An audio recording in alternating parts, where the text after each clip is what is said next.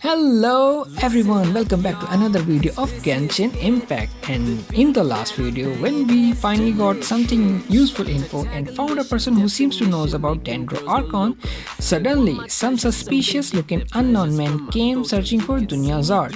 When she knows about that, she was so afraid that she ran away, and now we will dig down deep and see what will happen next. But I ain't promiscuous, and if you were suspicious, all that shit is fictitious. Hey, wait! What the heck just happened? It looks like they're searching for someone. Dunyarzad was acting super nervous just now. You think they're looking for her? This stinks! We finally managed to find a lead about Lesser Lord Kusanali! We can't let them get in the way now! Let's see if we can get rid of them. Then we can catch up with Dunyarzad! Hey, have you two seen a brown-haired girl wearing a purple top and a long blue dress? We're looking for her. Did she have bandages wrapped around her wrists? Yes, that's her. Did you see which direction she went? Yeah, she went that way. Quick, after her!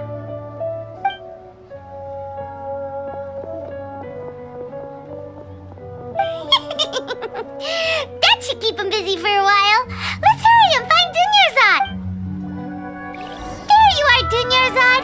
We thought you might have been long gone by now. Oh, it's you two. Oh, you startled me there. You can relax now. We threw those people looking for you off the trail. Really? Thank you so much. Unfortunately, I believe there's still more of them out there looking for me. Uh-oh, looks like there's some coming this way. Huh?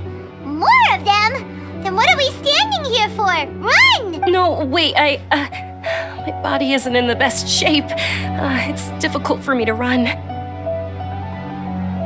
Okay, sounds good. There's a tavern on the other side of the port we can go to. They probably wouldn't expect me to hide in a place like that. All right, let's move out. Stay behind us. We'll keep an eye out for anyone looking for you.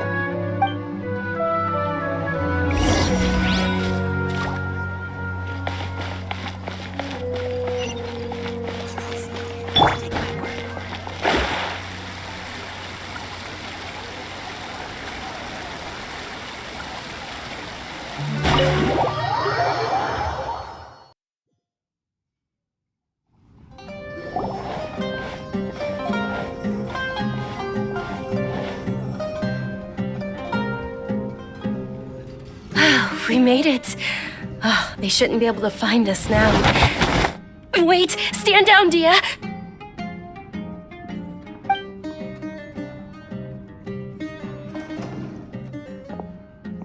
My lady, who are these two? They're travelers that I met on the street just a moment ago. They happened to notice that you were all searching for me, so they helped me hide. I see. In that case, you two should scram. There's nothing here for you. Wait a sec! Who the heck are you? And why are you shooing us away? I'm Miss Dunyarzad's bodyguard, here to see that she returns home safe and sound. My lady, let's get going. You've been gone for so long that your parents are worrying themselves sick. And if I refuse to go with you? It'd be easier for the both of us if you cooperated. But if you insist on not going, then I'll have to carry you like a sack of potatoes. Hey! Dunyarzad already said she doesn't want to go back. Why are you still pushing her? Stay out of this. You don't understand the situation. Sorry, my lady. Even though I'm your bodyguard, your parents are my employers. I have to answer to them. How much? Wait, what? How much more do I have to pay you to become your employer? So you never listen to my parents ever again. Double? A triple? Give me some time and I'll get that much. My lady, this isn't about Mora. I don't know what you think of us Eremites, but let me say this. I like Mora, but I'll never go against my principles. That's why I'm here looking for you.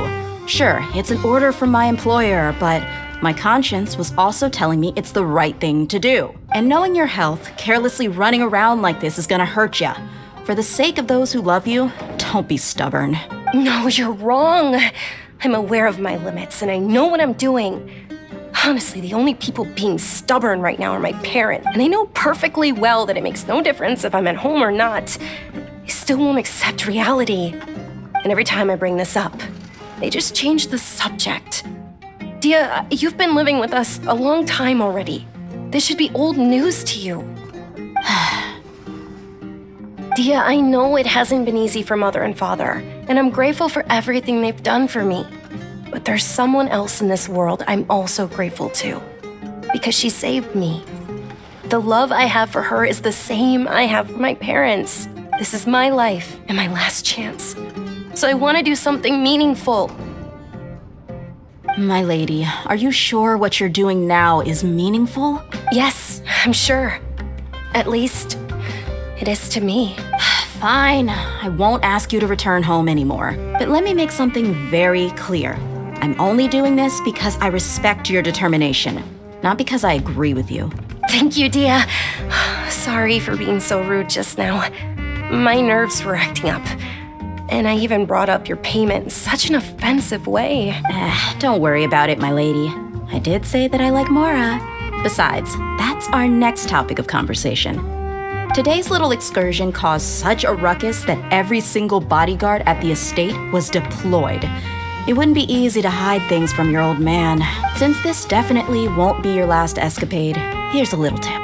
You should at least make it look like your room and things are still in order when you leave. Also, you'll need someone to cover you for when you're out and about. So, I'll let you hire me, my lady. This way, everyone wins. As for the pay, let's say half of what your father pays me. We can settle the bill when we return to the estate. Okay, deal. Yay! Looks like they've reached an understanding.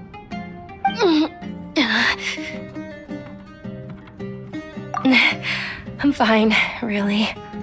I just feel a little tired now that things have calmed down. My lady, stop trying to look tough.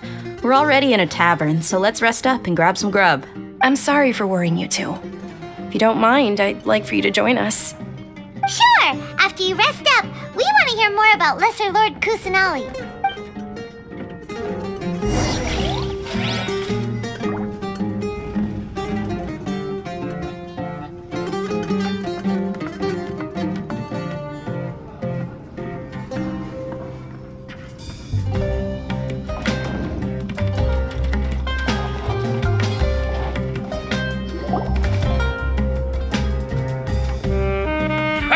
Well, if it isn't Dia, haven't seen you in nearly half a year.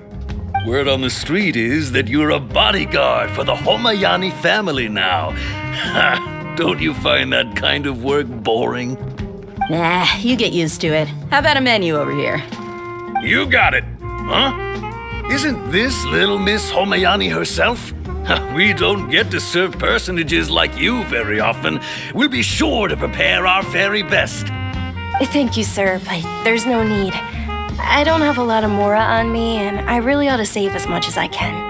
But please bring these two the best food you have. They're my new friends, so I want to be a good host for them. Yeah, we're already super grateful for everything you told us about Lesser Lord Kusanali. How about our coconut charcoal cakes? They're our signature snack, and they run cheap. Look, other customers over there are eating some now. They look kind of burnt and dry. Paimon will pass. Hey, come on! Paimon has personal preferences too, you know. Dunyarzad, we asked a lot of people when we first arrived, and almost nobody was interested in Lesser Lord Kusanali. So, what made you want to follow her? Well, remember when you asked me if I knew how to meet the Dendro Archon? Even though I don't know how, I think I've actually seen her before. Huh? Really? Yes, it was when I was a child. At the time, my illness had kept me bedridden for the better part of a year. I was stuck inside and couldn't make any friends, and my parents did their best to find treatments for me. But even then, the Akasha didn't have any helpful information. My younger self no longer had any hopes or dreams. One flare-up was so bad that I was in a semi-conscious state for several days. Then one night, I woke up alone in my room, I was terrified. My body was paralyzed. Even if I cried, there was no sound. At that moment, an ethereal voice spoke in my mind. Dunyarzad, don't be scared. You don't have to cry. Dunyarzad, don't be scared. You don't have to cry. Who are you? How do you know my name? How do I explain this?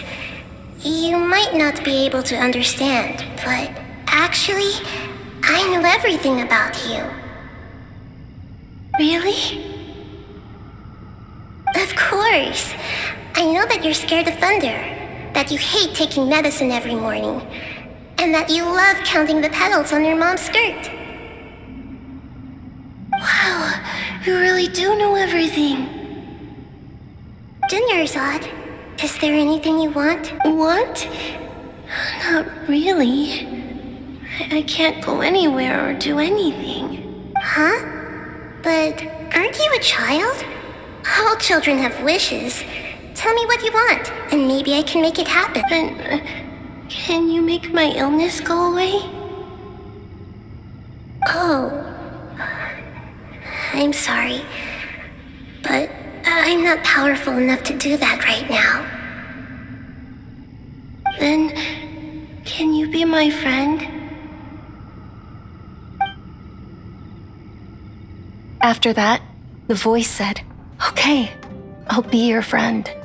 Although my body was suffering during those days, that voice encouraged me and told me many wondrous things. Beyond my window was the flourishing Sumeru city.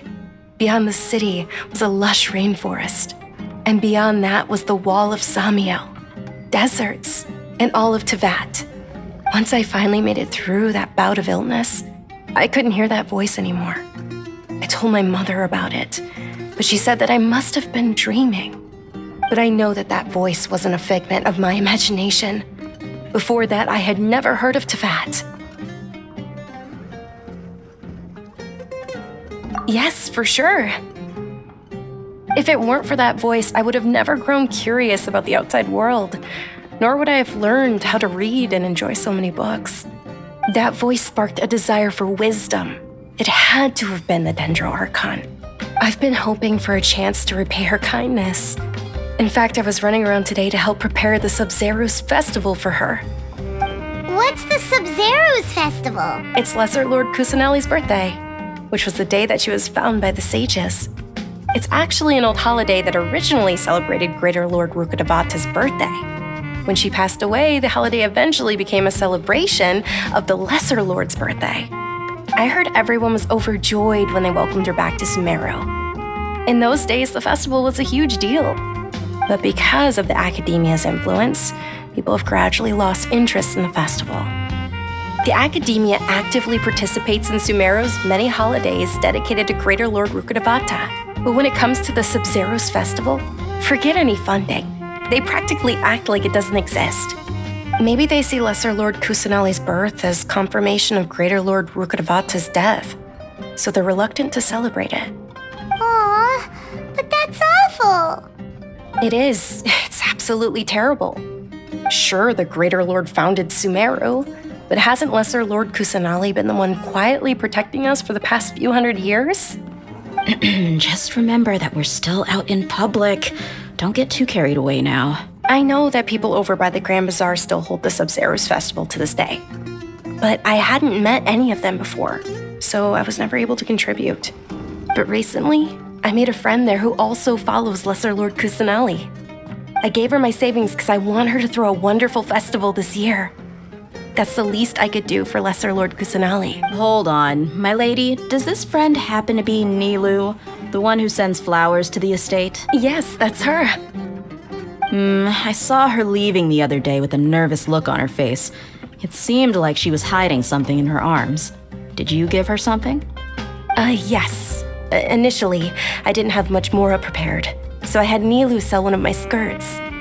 I've agreed with Nilu to meet up at the Grand Bazaar today and see how things are coming along.